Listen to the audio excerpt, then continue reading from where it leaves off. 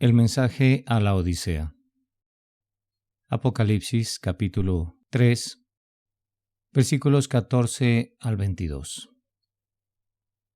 Y escribe al ángel de la iglesia en la Odisea: He aquí el Amén, el testigo fiel y verdadero, el principio de la creación de Dios, dice esto: Yo conozco tus obras, que ni eres frío ni caliente.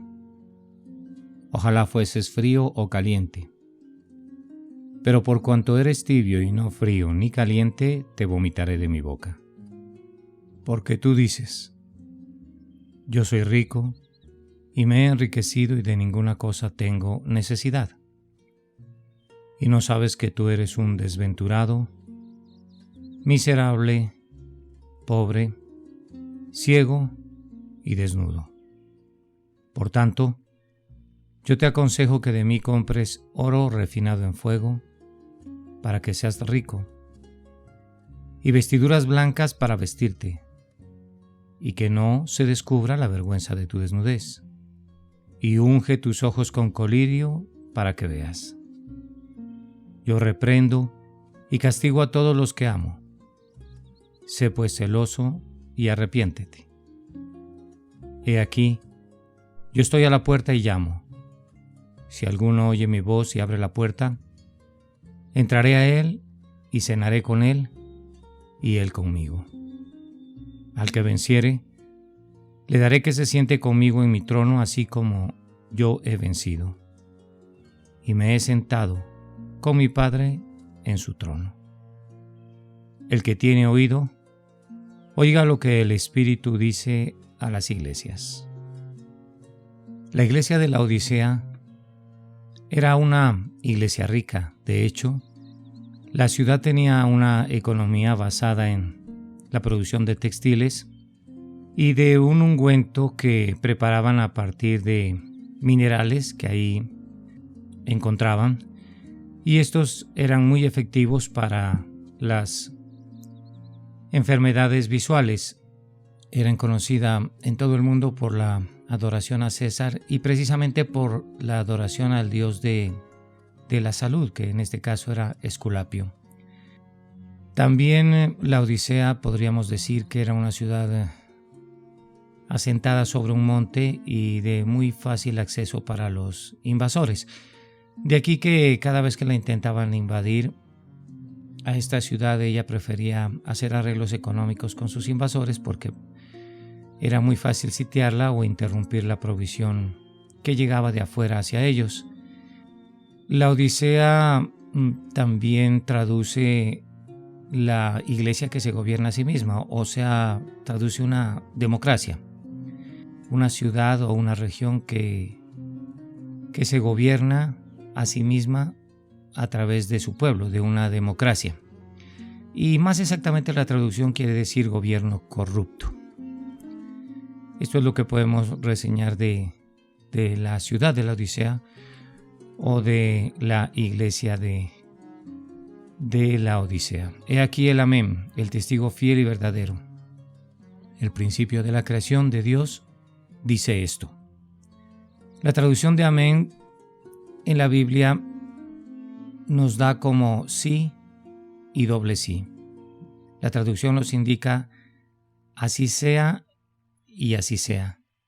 Entonces es un así es rotundo, y esto es lo que el Señor dice aquí cuando le dice a Juan que escriba: He aquí el Amén, el testigo fiel y verdadero.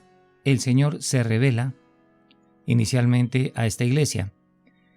El principio de la creación dice esto. También habría que reseñar o destacar que el Señor confronta a la Odisea en este principio del mensaje y le dice que Él es un testigo fiel y verdadero y que es absoluto, que no es relativo.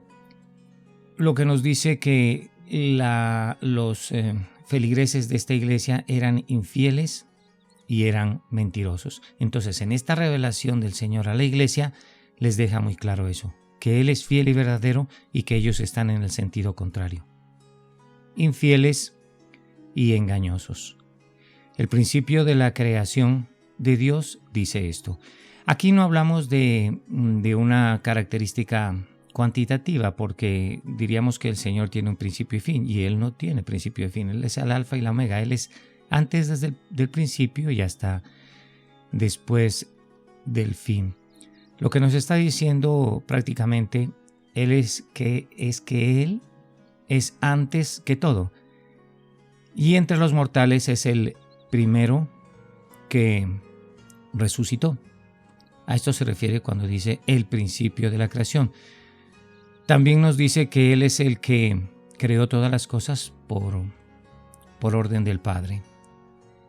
Dice esto: yo conozco tus obras, que ni eres frío ni caliente. Ojalá fueses frío o caliente. Pero por cuanto eres tibio y no frío ni caliente, te vomitaré de mi boca. Aquí los versículos 15 y 16 van enlazados y dice: yo conozco tus obras. El Señor se está refiriendo a esta iglesia con esta afirmación, diciéndole: yo conozco lo que tú piensas, tú dices y tú haces. Aquí están comprometidos el corazón, o sea, la mente, con lo que se piensa. Está comprometida la boca con lo que se dice, y están comprometidas las manos con lo que se obra. Y dice: yo conozco tus obras. De anticipado le dice a los feligreses de la Odisea que no pueden ocultar nada. Nada está oculto a los ojos del Señor. Y les dice: y por tus obras te puedo calificar como que ni eres frío ni caliente. Ojalá fueses frío o caliente, pero por cuanto eres tibio.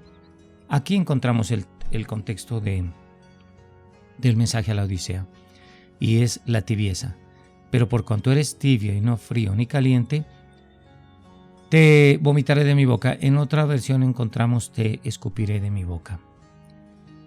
Jesucristo está refiriéndose a esta iglesia de la Odisea en el sentido de que la tibieza que ellos manejaban y esa comodidad que da la tibieza los había hecho abominables a la presencia de Dios. Y dice que los va a vomitar de su boca. La pregunta es: ¿y por qué vomitarlos? ¿Por qué la iglesia se encuentra en la boca del Señor Jesús? Bueno, primero es esto porque el Señor habla a través de la iglesia. Entonces la iglesia debe estar en su boca. Y segundo, porque el Señor a través de su boca bendice a la iglesia. Pero en este caso la va a vomitar por su tibieza. Hagamos algo de hincapié en esta palabra tibio. Bien. Ojalá fueses frío o caliente. Acá nos dice Jesús que la persona que es fría no ha conocido aún del Señor, y la que es caliente ha conocido del Señor y vive en ese fuego de Dios. Pero, ¿qué ocurre? Para el Señor, el frío tiene todavía la posibilidad de salvarse y algún día dar el salto y calentarse junto a Él. Y el caliente puede permanecer en la presencia del Señor, viviendo de ese amor y de ese fuego del Shekinah y la presencia de Dios. Pero acá los creyentes se habían convertido en tibios. Entonces, ¿qué pasa? Eran fríos, pero no alcanzaban a calentarse. Y los que se suponía que eran calientes no alcanzaban a refrescarse, lo que quiere decir que ellos mantenían tibios. Y la tibieza es sinónimo de comodidad. Las personas en la tibieza se sienten bien, pues no tienen que refrescarse ni tienen que calentarse. Pero recordemos, es un gran peligro la tibieza. Por ponerles un ejemplo, un predicador o un evangelista tibio va seduciendo a los nuevos, a los neófitos y a los fríos, como sedujo la serpiente a Eva en el jardín del deleite. Y de seguro que los va a echar a perder este predicador al que nos referimos, porque va a formar no personas calientes ni ovejas, va a tomar cerdos o puercos, que es el animal con el que tipifica el Señor al frío, a los perros con los tibios, como ya habíamos visto en interpretaciones anteriores, y a las ovejas con los calientes. O podemos también decir que los fríos se encuentran simbolizados en el mar, los tibios en la playa y los calientes en tierra firme. El predicador tibio forma y crea tibios. Por eso el sabio vuelve sabios a los que les predica, porque el que con sabios anda, sabio se vuelve. Pero el insolente, el loco, ese lo que va a formar es locos con su predicación y su palabra. Así que el tibio a los ojos del Señor es lo peor que puede encontrar en este mundo. En las bancas de iglesia encontramos mucha tibieza en la actualidad, en la iglesia del día de hoy. Está llena de tibios esas bancas, y esto más que todo es culpa de los dirigentes de las iglesias, porque estos mismos son tibios, y en la tibieza, como les digo, pues uno no tiene que calentarse porque no le hace frío o refrescarse porque no hay mucho calor. Entonces esta situación de la comodidad las deja ahí a las personas, pero recordemos que frente al Señor los tibios son aborrecibles. Dice: pero por cuanto eres tibio y no frío ni caliente, te vomitaré o te escupiré de mi boca. La iglesia está en la boca del Señor, porque el Señor habla a través de su iglesia, y el Señor con su boca bendice a la iglesia. Pero estos van a ser vomitados de su boca por sus tibiezas. Estos no han llegado a la presencia de Dios, sino que se conforman con conocer de Jesús. En su intelecto conocen de Él, conocen frases, conocen enseñanzas, conocen doctrinas, pero nunca las aplican. Por eso el Señor le dice: ojalá, sería mejor que tú fueses frío, porque todavía tendrías la chance o la posibilidad de conocerme y pasar a caliente.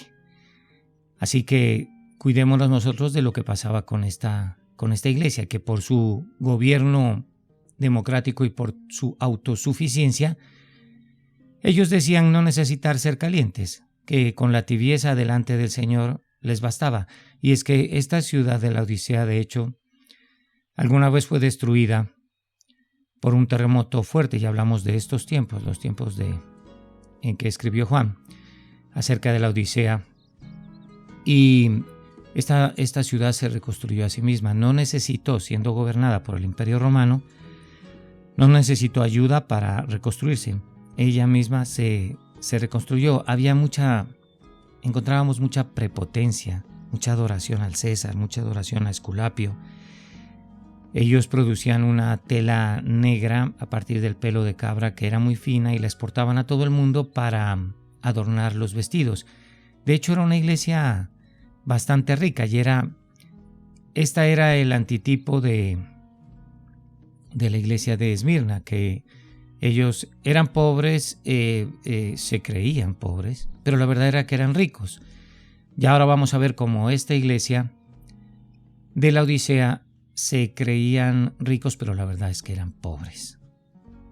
La tibieza es algo que nos va a llamar la atención siempre a los cristianos, porque tibieza es sinónimo de comodidad. Y no está de más contar que el agua tibia es una fórmula para provocar el vómito en alguna persona. Si alguien se ha tragado algo indebido, algo de metal, algo, qué sé yo, algo de tipo venenoso, pues a la persona le bastaría tomar agua tibia revuelta con un poco de jabón, y eso le va a provocar ya el vómito. El agua que llegaba a la Odisea provenía de una fuente de cerca de 10 kilómetros de esta ciudad y venía de aguas termales. Entonces el agua tibia llegaba a la ciudad y mantenía a las personas muy inconformes porque ni los refrescaba, pues ni los calentaba. Entonces el Señor aprovecha de esta situación en la que aborrecían el agua tibia los laodicenses para decirles que ellos mismos son tibios, que al Señor no le causan ni un refresco ni lo calientan. O sea que asimismo como ellos aborrecen el agua tibia, entonces Él también los aborrece por su tibieza. La tibieza para la actualidad ha invadido por completo las iglesias, y puedo asegurarlo, porque la Biblia me respalda, que la tibieza frente al Señor es el mejor método para que uno se condene. Ese método lo autoriza nuestro libre albedrío, nos hace escoger. Podemos ejemplificar en este caso a la tibieza en el Getsemaní, cuando el ladrón que estaba al lado de Jesús le pidió y le rogó que lo salvara, y el Señor le dijo: hoy mismo estarás conmigo en el paraíso. Este era un frío que pasó directamente a calentarse y se salvó. Pero entonces después del frío seguiría el tibio. ¿Y cuál sería el tibio? Pues podríamos entonces ejemplificarlo con Judas Iscariote, el que lo vendió. Este mantenía delante del Señor. Este escuchaba su palabra. Este suponemos que hacía milagros y sanidades. Pero nunca fue caliente de verdad del Señor. Nunca se llenó de su unción. Nunca creyó con todo su corazón, su alma y su mente, y nunca entregó su vida por completo al Señor. Ahí es donde quiero hacer énfasis. Si nosotros queremos ser calientes, debemos entregar por completo nuestra vida a Él, en absoluto, ya que el que pone la mano en el arado y mira para atrás no es apto para la obra. No vamos a hacer lo mismo que le pasó a la esposa de Lot, que miró hacia atrás porque extrañaba y le daba mucha pena de la ciudad y las posesiones que había dejado, y quedó convertida en sal. No vamos a ver para atrás. Vamos a calentarnos con el Señor y no vamos a dejar que las seducciones de este mundo nos haga caer en la tibieza. Estas doctrinas del diezmo y de las riquezas que se predican en las iglesias hacen a las personas simplemente tibias. Y es que los tibios son como la playa. Viene el mar, que son los fríos, y a veces los tapan y se encuentran con ellos durante algunas horas o durante algunos días. Y cuando baja el mar, entonces ellos creen estar siendo parte de la tierra firme, que somos los que estamos caliente, y lo digo en fe. Yo también me siento caliente y ser parte del reino de los cielos, que estamos asegurados en tierra firme. La tibieza nos llama no solo a vivir en una vida aborrecible delante del Señor, sino también en convertir a tibios a aquellas personas que les predicamos. Es de muchísimo cuidado. La tibieza se ve reflejada en la oración, cuando oramos sin pasión, como dando la batalla, sino que simplemente ponemos algunas peticiones delante del Señor y nos quejamos y rogamos por algo y ya pasó la situación. La tibieza, de hecho, amados hermanos, es lo peor que podemos presentar delante del Señor. 3:17, porque tú dices: yo soy rico y me he enriquecido y de ninguna cosa tengo necesidad, y no sabes que tú eres un desventurado, lo contrario a bienaventurado, miserable, pobre, ciego y desnudo.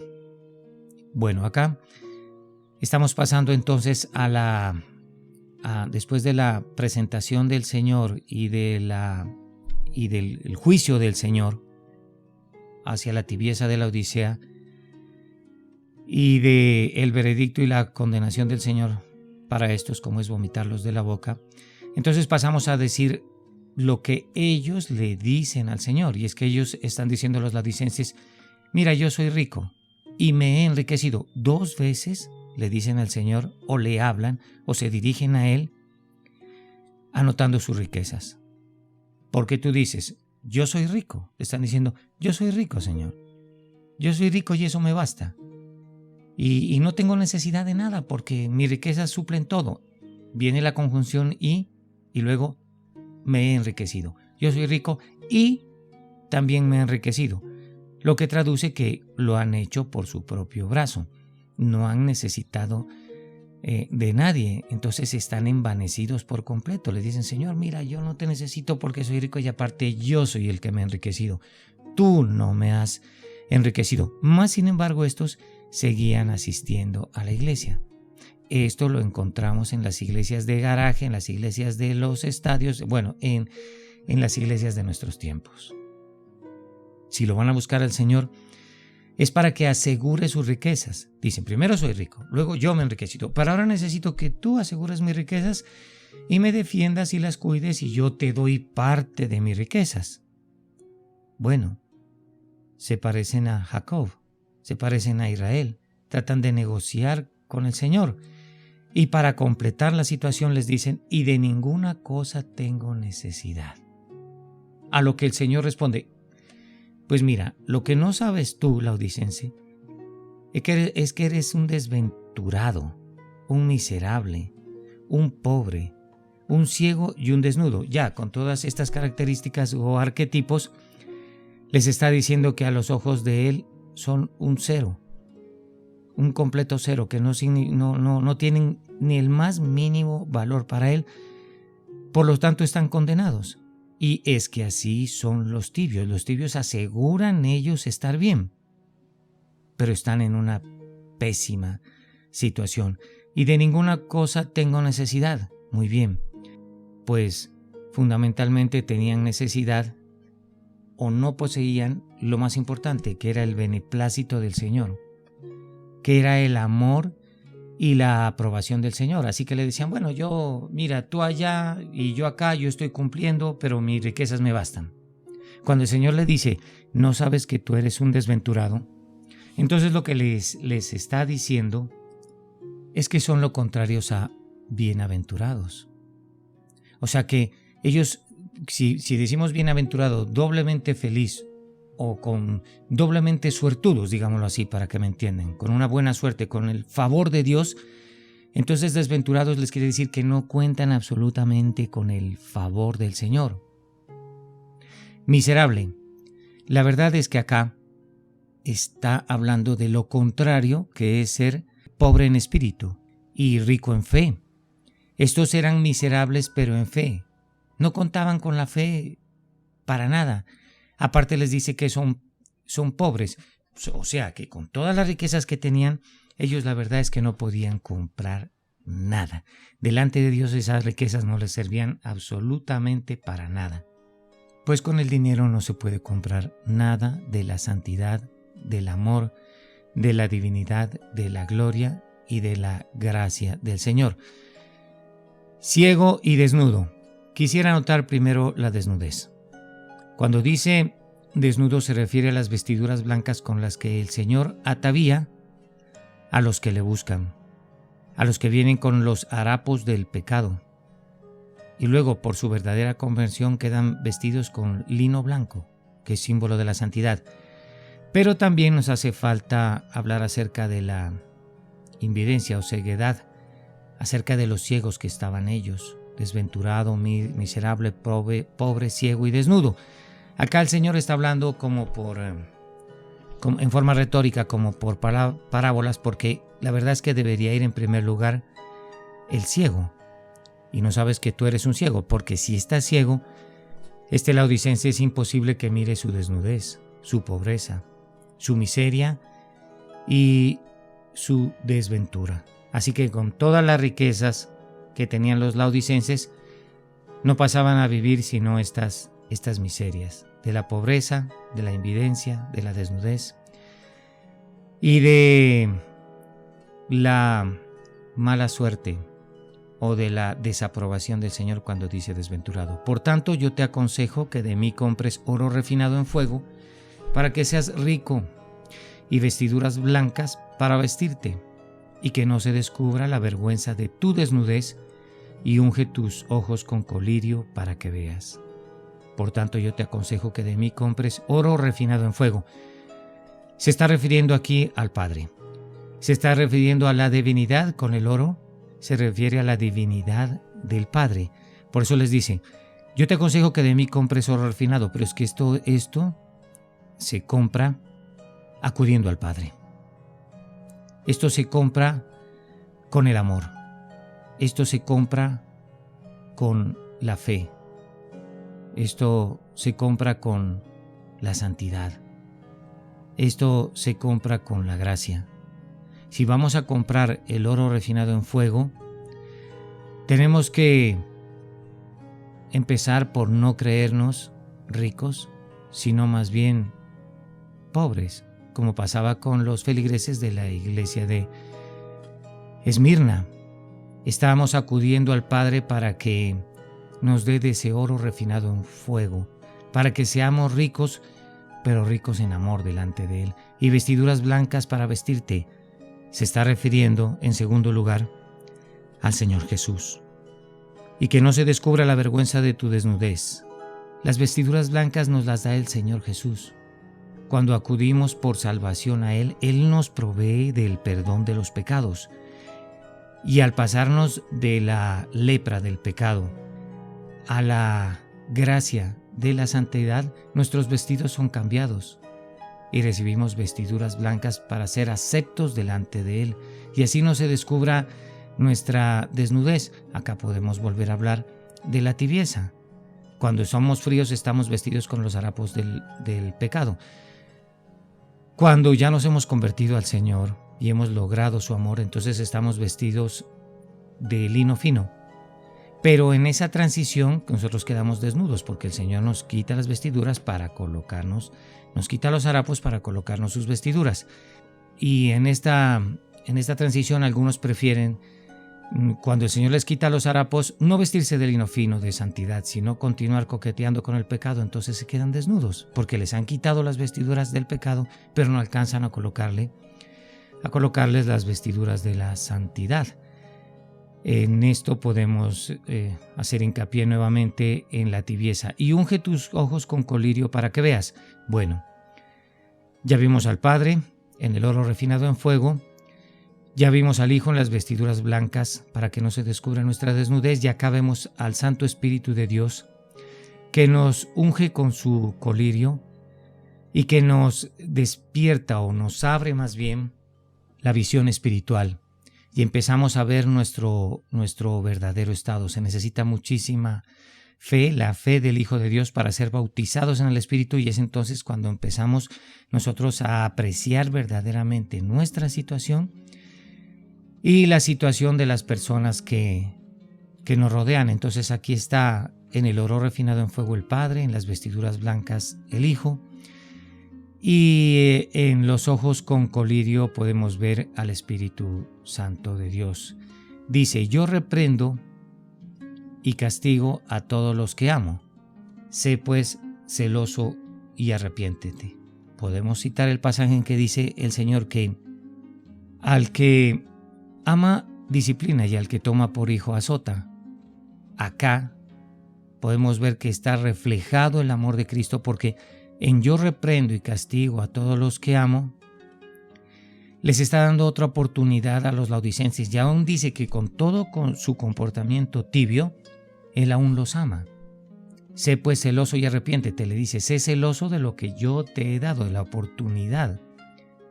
Guarda esa oportunidad, guárdala y cuídala de que no te la roben. Y aquí está la fórmula: arrepiéntete, cambia el sentido en el que vas caminando, da media vuelta y vuélvete. Es tal vez increíble o impresionante el amor con el que el Señor trata aquí a los laodicenses. Les está dando otra oportunidad. Imagínense, aún les ama porque les está dando la oportunidad. Él guarda su amor para ellos. Son ellos los que no le aman. Y si ellos finalmente deciden seguir en sus tibiezas, y de hecho llegan al día de su muerte en sus tibiezas, entonces el Señor ya los va a aborrecer y no les va a dar parte ni suerte en su reino. El Señor al que ama disciplina. En definitiva, todas las cosas que nos pasan en la vida debemos tomarlas como disciplinas y mirar qué estamos haciendo delante del Señor como para que Él nos discipline. Y al que toma por hijo azota. Muchas veces simplemente el Señor nos quiere con estas situaciones madurar, y tenemos que nosotros callar, colocar nuestras manos en nuestra boca, callar y aceptar que el Señor o bien nos está reprendiendo o bien nos está madurando, porque ya bien sabemos que la prueba trae tribulación y la tribulación paciencia. Y la paciencia nos conduce a la experiencia y la experiencia nos lleva a la esperanza y la esperanza nunca defrauda. He aquí, yo estoy a la puerta y llamo. Si alguno oye mi voz y abre la puerta, entraré a él y cenaré con él y él conmigo.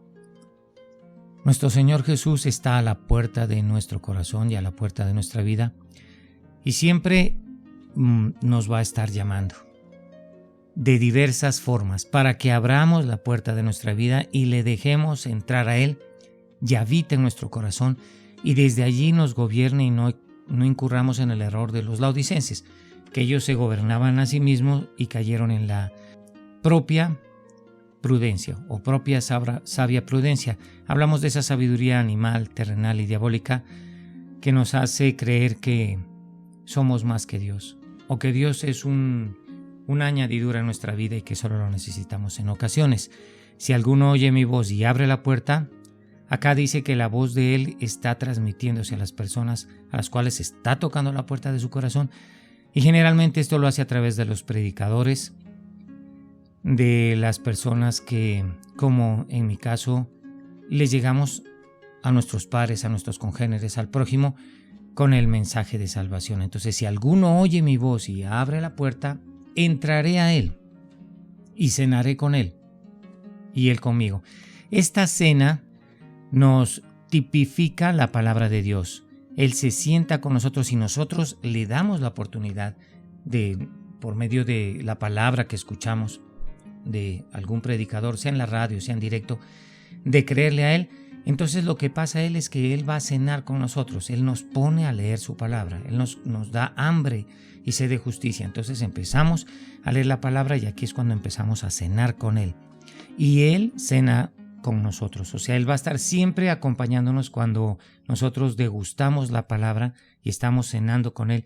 Él siempre va a estar a nuestro lado apoyándonos y sazonando la palabra con su amor.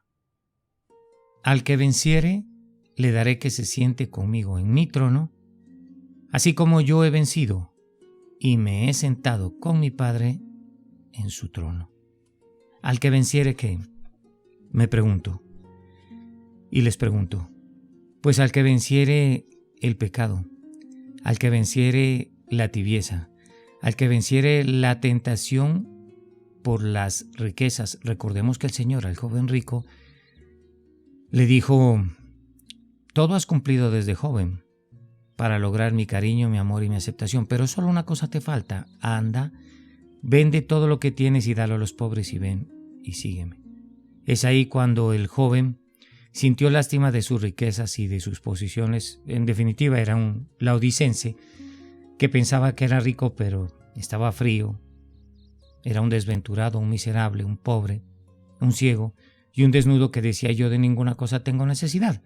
Quería entrar al reino con todas sus riquezas y el Señor le dijo a sus apóstoles cuando el joven rico partió, qué difícil es que un rico entre en el reino de los cielos. Le preguntaron, ¿por qué? Y él les dijo, pues qué difícil es entrar por la fuerza a un rico al reino de los cielos, pero lo que no es posible para los hombres sí es posible para el Señor. Y acá se refiere a que el Señor puede despojar de su riqueza a una persona para que no tenga su confianza puesta en ella misma y entonces puede abrir la puerta de su corazón con facilidad al Señor para que éste entre y cene con Él y Él con el Señor.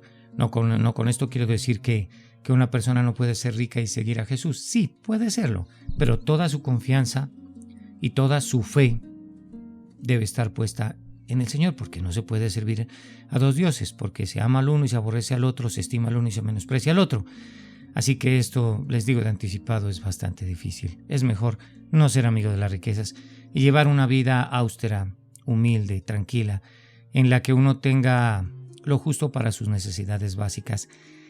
Y cada vez que el Señor toque a nuestra puerta, dejarlo entrar para cenar con Él, con su palabra. Cada vez que toque la puerta el Señor de nuestra vida a través de un predicador y de su palabra, dejarlo entrar para que Él cene con nosotros, para que Él nos llene de su alimento. Al que venciere le daré que se siente conmigo en mi trono, así como yo he vencido. El Señor venció aquí en la tierra, venció el pecado y venció a Satanás. Y a eso estamos llamados, a vencer. El Señor solo le da la entrada a su reino a los vencedores y nos entronizará junto con Él, porque Él está entronizado en el trono de su Padre. Así que su Padre está sentado en el trono, o sea, nuestro Padre. Y Él está sentado junto con Él, porque Él es el mismo Dios con el Padre y con el Espíritu. Los tres son uno. Así que nos sentaremos con Cristo en su trono. Pero a los que hemos vencido, principal, fundamental y básicamente a las tibiezas, que son nuestro gran enemigo. La tibieza nos lleva a esa vida de pecado, de amor por el mundo. Y me he sentado con mi Padre en su trono. Entonces, la salvación solo da una oportunidad. O vamos a estar sentados con Cristo, con su Espíritu y con su Padre en su trono, entronizados, o no vamos a estar allí. Y sabemos que si no vamos a estar ahí, entonces vamos a estar en el infierno eterno, sufriendo terriblemente porque no pudimos nunca ver el rostro de nuestro Creador. Esa es la máxima miseria y desventura y ceguedad y pobreza y desnudez, que nunca pudimos estar ahí, conociendo cómo fuimos conocidos, disfrutando de un verdadero Padre, de un amoroso Padre. Y no solo vamos a estar allí, sino que vamos a estar sentados con su Espíritu, con su Hijo y en su trono.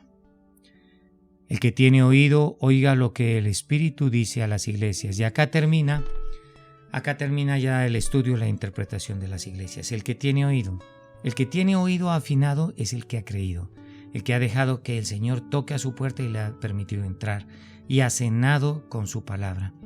El que tiene oído es el caliente, no el tibio. El tibio a veces escucha al Señor y otras veces escucha al mundo. No, este es el que tiene el oído ejercitado en la palabra, que por el ejercicio de la palabra el oído ha sido aprobado delante del Señor y va a escuchar lo que el Espíritu dice a las iglesias, que en este caso somos nosotros mismos. Padre bueno, te quiero adorar en este día y decirte que tu palabra es como una comida y un manjar delicioso para nosotros, que has tocado a nuestra puerta en este día y nosotros hemos correspondido, porque te hemos abierto la puerta para que entres a nuestro corazón. Haz que nunca nos creamos ricos, sino más bien pobres para ser ricos delante de ti. Que nunca nos digas, ojalá que fueses frío o caliente. No, sino que nos digas que permanecemos en el calor de tu gracia, de tu gloria y de tu amor. Tú eres el amén y el testigo fiel y verdadero para nosotros. Ámanos, Señor. Ámanos cada día más. Ámanos mucho, Señor. Y llévanos a tu reino. Que el día, Señor, que salgamos de este mundo, tú nos digas en el cielo, bien, buen siervo y fiel. En lo poco fuiste fiel, y en lo mucho te pondré. Entra en el gozo de tu Señor. Amén.